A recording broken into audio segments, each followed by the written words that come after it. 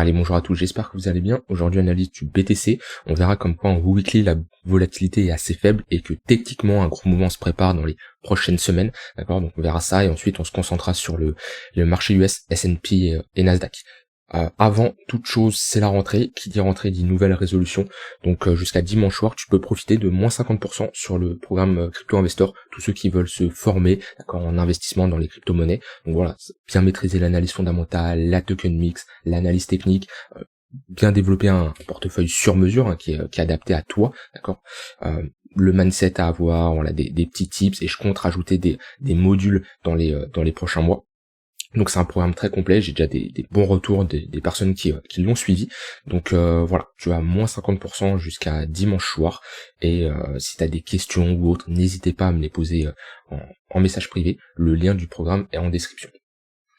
Alors sur le BTC, on a ici en weekly flash sur l'index de volatility, qui nous calcule tout simplement la volatilité du BTC. Et quand celle-ci est hyper faible comme ça, et qu'on a une bande violette, c'est-à-dire qu'on a un flash, c'est-à-dire qu'elle est tellement faible que techniquement dans les prochains jours, prochaines semaines, alors on n'est pas en horaire ici, hein, on est en weekly, donc c'est quelque chose qui peut se produire dans 1 ou 2 semaines.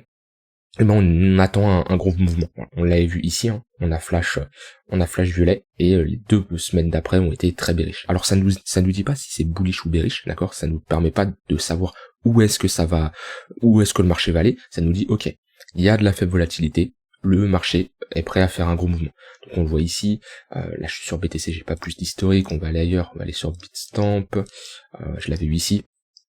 Voilà, juste avant ici le gros pump, donc on voit que ça a commencé à flash ici, ensuite on a fait une semaine encore avec une faible volatilité, et boum, c'est parti. Donc c'est un très bon indicateur. Sur Ether, il était très pertinent ici également. Voilà, on voyait gros flash ici, et vous voyez ça s'est dessiné ici, et ça a attendu quand même 1 mois avant d'avoir bam, gros mouvement à la baisse. Et on voit que sur Ether c'est pareil, ici on est dans une zone de faible volatilité, et techniquement le marché n'aime pas rester dans ces zones de faible volatilité. Donc quand la volatilité reviendra, il y a de grandes chances que ça soit un mouvement puissant. Donc voilà, après c'est à vous de prendre vos décisions en fonction de ça. En général, quand vous avez le flash, ça soit en weekly ou même sur des unités de temps un peu plus courtes, ça peut vous permettre d'avoir un trade de plus grosse qualité, une entrée de meilleure qualité. C'est-à-dire que si vous avez tendance à couper les pertes rapidement et laisser courir les gains, et ben quand on a un flash comme ça, vous voyez ici, hop, très faible volatilité, ça nous indique ok, le prochain mouvement, quand on va avoir un retour de la volatilité, et on a un retour de la volatilité ici, et ben on est prêt à avoir un gros mouvement. Donc si vous êtes en longue, vous coupez les pertes rapidement, d'accord. Donc quand vous voyez que ça part pas dans votre sens, voilà, vous coupez les pertes. Par contre, quand vous êtes en short, vous pouvez clairement profiter de la baisse. Donc c'est très pertinent sur plusieurs unités de temps. Voilà, on voit ici en faible volatilité. Bam. Alors le mouvement va être proportionnel, bien entendu, à l'unité de temps. En weekly, on pourra faire plus 10, plus 15% ou moins 10, moins 15%. Alors qu'en 4 heures, voilà, ça va être proportionnel. Ici, on fait un moins 3%. Et pareil, si on réduit sur l'unité de temps, ça sera clairement proportionnel. Et on l'avait eu de mémoire, c'était ici, voilà, faible volatilité, et après boum, grosse tendance haussière. Avant le crash de FTX on ne l'avait pas eu, mais bref, ça nous permet de nous donner des points pertinents qui nous donnent pas des probabilités de la direction du marché, mais qui nous donnent tout simplement une meilleure qualité d'entrée, puisque un gros mouvement se prépare, et ça nous permet de savoir que si on est dans le bon côté, on pourra laisser courir les gains. Par contre, si on n'est pas du bon côté, si on voit que ça commence à avoir un retour de la volatilité et que le mouvement à contresens, on peut couper rapidement la position pour pas se prendre un gros stop loss et se faire liquider même. Donc voilà, prenez ça en compte que là en weekly, on est sur une zone de faible volatilité et on est sur un niveau de support. Moi techniquement je peux pas short ici, c'est pas possible. Pourquoi? Parce que si je short ici, admettons que je rentre maintenant, hop, ok, mon stop loss je le mets où? Mon stop loss c'est ma zone d'invalidation. Donc on peut se dire ok, au-dessus de ce niveau-là, j'ai pas un risk reward qui est hyper intéressant, ok. Moi, franchement, moi c'est pas le meilleur trade, d'accord, même si on irait chercher ici une zone qui est pertinente, d'accord. Techniquement, si on casse ce niveau-là, la prochaine zone à venir chercher, c'est les 21 000 $. Le problème, c'est qu'on est sur support, et je ne longue pas un support. Même si on le travaille, ok, je ne longue pas un support. Je ne shorte pas, pardon, un support. Par contre, si on a, moi ce que je surveille, ce serait bien d'avoir un break de ce niveau-là. Chose que j'avais expliqué hier dans le Discord. Si là en court terme on est globalement bloqué dans un range, on est vraiment le qui entre deux bornes, et si j'ai un break de ce niveau-là, ok, un réel breakout, et un pullback, donc ça va être un pullback sur mon haut de range, ou éventuellement qu'on revient chercher ici une zone d'imbalance, pourquoi pas chercher à rentrer en position avec une invalidation en dessous de ce niveau-là. Donc voilà, j'aimerais bien globalement qu'on me casse, hop, mon tunnel 1 heure, ou de ce que je vois, on est toujours orienté à la baisse, s'il veut bien se mettre, ouais. Ce tunnel 1 heure qui fait toujours office de résistance, et pour le moment, il n'y a rien de bullish, d'accord? Les bancs immobiliers sont orientés à la baisse, voilà. On n'a pas posé de bottom, et ce qu'il faut prendre en compte, c'est, ok, par quoi on est précédé? Bah, on est précédé par une tendance baissière, d'accord? Voilà. Ça, c'est une tendance baissière. Des sommets et des creux de plus en plus bas. Donc, pour le moment, c'est compliqué de se positionner. Par contre, si on commence à cross le tunnel 1 heure, on commence à s'affranchir de ce haut de range avec des volumes, avec des acheteurs qui sont puissants et un flux qui nous montre que il y a des acheteurs qui sont présents, et maintenant on pourra jouer dans le sens de la tendance. Donc avoir quelque chose comme ça peut clairement être une opportunité pour se positionner. Mais en tout cas, pour le moment, je ne chercherai pas à longue au vu du scénario. On voit que le tunnel 15 minutes faisait office de résistance, d'accord? Et pour le moment, ça se voit qu'on rentre dans un range qui commence à être plat. Donc quand il est orienté à la hausse ou à la baisse, s'il y a des opportunités, qu'on fait des pullbacks dedans, quand il commence à être plat, c'est que globalement on est sur un range, donc pour moi, il n'y a aucune opportunité. Voilà, la prochaine zone, c'est le tunnel 1 heure, comme on s'est fait rejeter ici. Si on fait la même chose, ça peut être ici, il peut y avoir un setup de short dans ce genre de configuration. Voilà, ça c'est pour le BTC sur du court, moyen et long terme. D'un point de vue order flow, tac. On a fait un creux plus bas ici sur le CVD, c'est assez intéressant. C'est assez intéressant d'avoir fait un creux plus bas ici. Ça nous montre qu'il y a beaucoup plus de vendeurs agressifs, hein, donc des vendeurs qui font pression à la baisse, hein, ça va être des acheteurs agressifs. Hein. Quand vous cherchez à rentrer en position, vous avez deux types d'ordres. Les ordres limites, ça c'est des acheteurs ou des vendeurs passifs, d'accord? Donc leur ordre est mis dans le carnet d'ordre, et voilà, c'est des ordres qui sont en attente d'être exécutés. En aucun cas, ça influence le prix. Ce qui fait bouger le prix, ça va être les acheteurs et les vendeurs agressifs. Ceux qui rentrent au marché, d'accord, avec un ordre market, qui sont directement exécutés. Et le CVD permet de suivre ça si on est dans une zone où il y a plus de vendeurs agressifs ou plus d'acheteurs agressifs. Qu'est-ce qu'on constate ici? On fait un creux plus bas que celui-ci, alors que là on fait un creux plus haut. Donc là on a tout simplement une absorption. On a une absorption, puis vu qu'on fait un creux plus bas, on a eu dans cette zone-là plus de vendeurs agressifs, mais on ne fait pas de creux plus bas. C'est-à-dire que automatiquement, si le prix n'a pas été plus bas, ces vendeurs agressifs, en face il faut une contrepartie, ils ont été tout simplement absorbés ici par des acheteurs passifs. Donc techniquement, c'est quelque chose qui est assez bullish. On voit ici une nette hausse de l'open interest, donc on a l'air d'avoir eu pas mal de shorts ici qui s'ouvrent.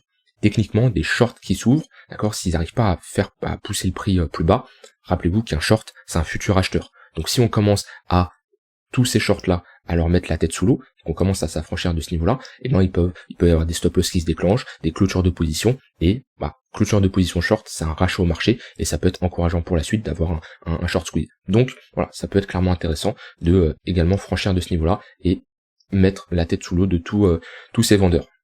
Voilà, sur le BTC, on va aller check le S&P qui lui s'est fait fortement rejeter, et là on est dans une pattern qui n'est pas encore réalisée. Il y en a beaucoup qui font l'erreur d'anticiper à l'avance ce genre de structure de double top ou double bottom. Ici, si on a une cassure de ce niveau-là, on aurait un double top en weekly, d'accord? Ça fait un moment que moi j'estime que le S&P est baissier au vu des annonces économiques, voilà, le sentiment de marché assez qui était assez optimiste ici, hein. Comme je dis, hein, c'est toujours voilà. Ici, tout le monde était optimiste. Ici, c'était ça y est, c'est la fin. On va retourner chercher des niveaux crash Covid, etc.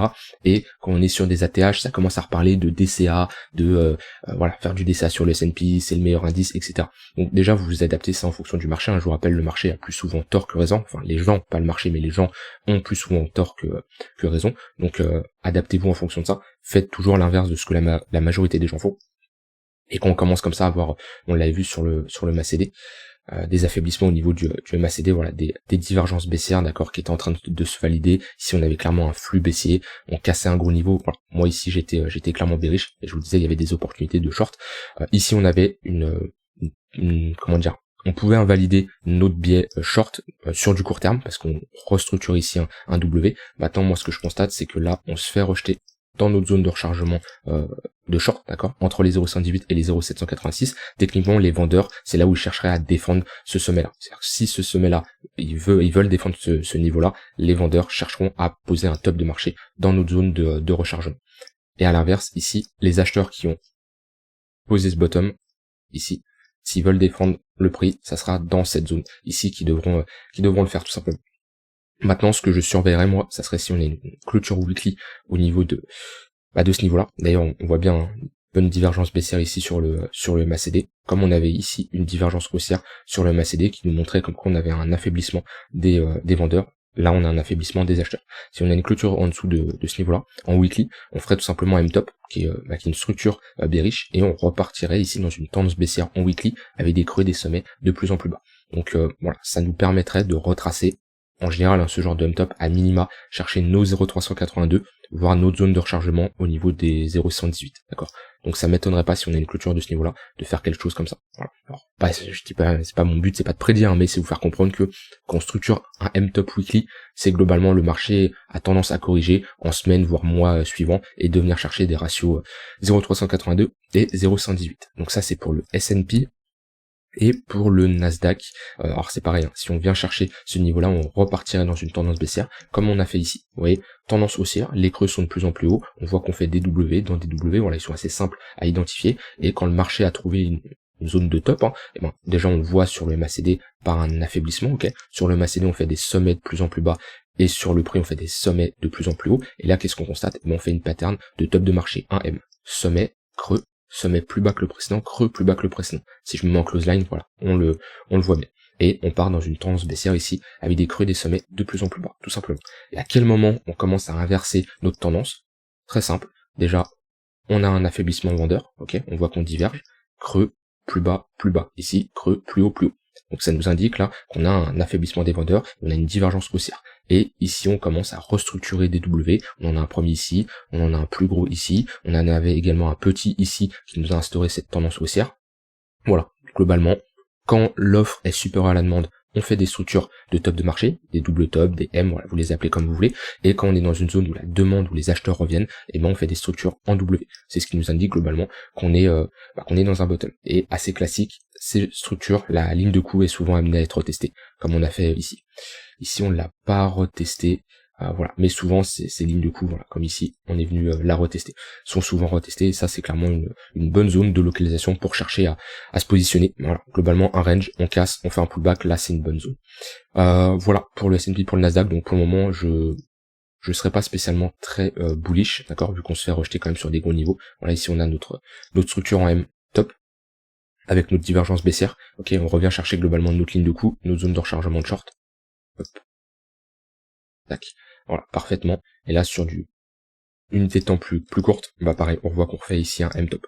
Donc je serais pas bullish pour le moment sur le Nasdaq. Quelqu'un qui cherche globalement à short, où on se trouve, la zone d'invalidation, elle est ici. Si on refait un nouveau sommet, d'accord, en daily weekly ici, hein, si on casse ce niveau-là, bah ça veut dire tout simplement qu'on a inversé ce scénario bearish, hein, et qu'on est parti pour avoir une poursuite de cette tendance haussière, et sûrement prendre ici faire un nouvel ATH. Mais pour le moment, en tout cas, moi je chercherai pas à long ici, on est sur une grosse résistance, je privilégierai des shorts de mon côté. Voilà, j'ai dit globalement tout ce que j'avais envie de dire pour le BTC. Patientez, hein, je vous avais partagé dans le Discord les groupes, les zones d'intervention que je surveille pour du long terme. On est actuellement dans une bonne zone, ok. Ensuite, on a, je peux déjà mettre un Fibonacci, ça me dit les niveaux. Voilà, globalement, en plus, c'est bien, c'est qu'on a des confluences entre nos ratios de Fibonacci et nos zones de support. On a ici nos 0,382 en confluence avec ce gros niveau de support. On a ici nos 0,118 en confluence avec ce niveau de support. Et on a ici les 0,786 en confluence avec cette zone de support. Donc vous voyez comment le marché est bien fait. Donc tout simplement, c'est des zones où moi personnellement, si on y va, ça me permettrait de renforcer mon portefeuille long terme. Voilà, c'est des zones d'intervention très pertinentes sur du long terme. Je sais pas où sera le marché dans 2, 3, 4, 5 semaines, même dans un mois, enfin dans un mois, 2 mois, 3 mois, j'en ai aucune idée. Ce que je sais, c'est si on va chercher ces zones-là, et actuellement on est sur une bonne zone, c'est des zones très pertinentes. Et sur du court terme, hein, je vous l'ai expliqué, ça serait bien de repasser au-dessus de ce niveau-là, et au-dessus du tunnel 1 heure, pour redevenir bullish. Et sur du court terme, encore plus court terme là, je vous ai montré comme quoi ici, beaucoup de shorts qui étaient rentrés selon moi, et c'est des shorters qu'on peut liquider par la suite. Donc, si j'ai une pattern ici, hop, vous voyez, ce que je veux faire comprendre, c'est on peut chercher à short comme à long. Si dans cette zone-là, j'ai Voilà, on casse ce niveau-là, donc techniquement il y a beaucoup de shorts qui ont la tête sous l'eau, on l'a vu, il y a eu beaucoup d'ouverture de position, donc ça peut être une opportunité pour long et pour liquider ces shorters. Par contre, si je vois qu'on casse ce niveau-là et que j'ai pas des acheteurs qui poussent et des vendeurs qui se montrent, d'accord, donc via une structure en M, hein, voilà ce genre de pattern qu'on a fait où vous voyez, on pousse, on prend la liquidité, et qu'est-ce qu'on fait? Une structure en M. Voilà, on voit, on casse un gros niveau, et ben là, je passerai bearish et je chercherai à short le marché. Donc ce qu'il faut, c'est s'adapter. On peut chercher à long, on peut chercher à short, voilà. Mais ce qu'il faut, c'est regarder qu'est-ce qu'on a sous les yeux. Ok, il y a des shorters qui sont rentrés, c'est potentiellement des futurs, c'est des futurs acheteurs qui pourront clôturer leur position et on aura un short squeeze et on pourra être long. Mais si on n'a pas des acheteurs qui poussent et si on ne clôture pas leur position de ces shorts, et ben si on a des vendeurs qui se remontent, on pourra également short. Donc dans tous les cas, il y a des opportunités. Ce qu'il faut, c'est s'adapter en fonction de ce que vous avez sous les yeux. Voilà, j'ai terminé ce que j'avais envie de dire. J'ai dit tout. Ouais, rien d'autre à ajouter. Si vous avez des questions, n'hésitez pas. Je tiens à vous rappeler, comme je l'ai dit, vous avez moins 50% sur le programme Crypto Investor. Le lien est en description. Voilà, vous avez jusqu'à dimanche soir pour en profiter. Voilà, je vous souhaite une très bonne fin de journée. On se retrouve demain pour une prochaine vidéo. Bye bye.